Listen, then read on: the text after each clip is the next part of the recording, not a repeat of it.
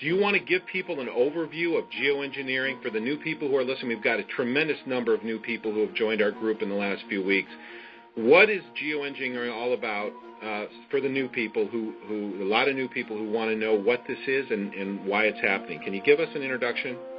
Yeah, again, the term geoengineering, a.k.a. chemtrails, the layman's term for what we see happening in the skies, but this is weather modification on a global scale. In fact, these programs are so large and so all-encompassing that all other weather modification programs that go on a smaller regional basis are they're negated by the scope and scale of the global geoengineering programs.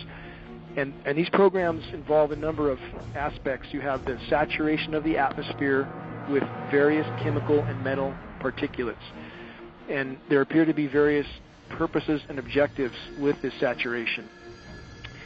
In conjunction with the saturation, which ionizes the atmosphere, it makes the atmosphere more conductive, we have the HAARP facilities, High Frequency Active Auroral Research Program. These are ionosphere heaters. Many have heard of the HAARP facilities.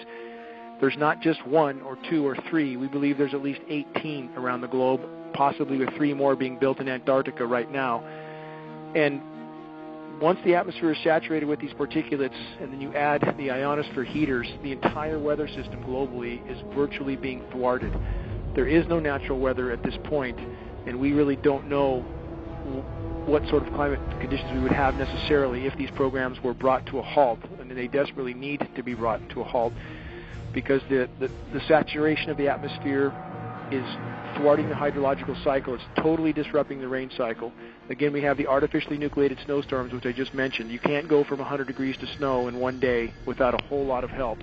This includes jet stream manipulation with the HAARP facilities, and we are not guessing at this. We have monitoring sources for this signal, and we can see where the signal is most intense, and that's what steers the jet stream. So then you add artificial ice nucleation, which is a chemical nucleation process. They can turn what should have been rain into snow and drop the temperatures of these storm systems by this artificial chemical nucleation. This isn't sci-fi. This is hard science fact.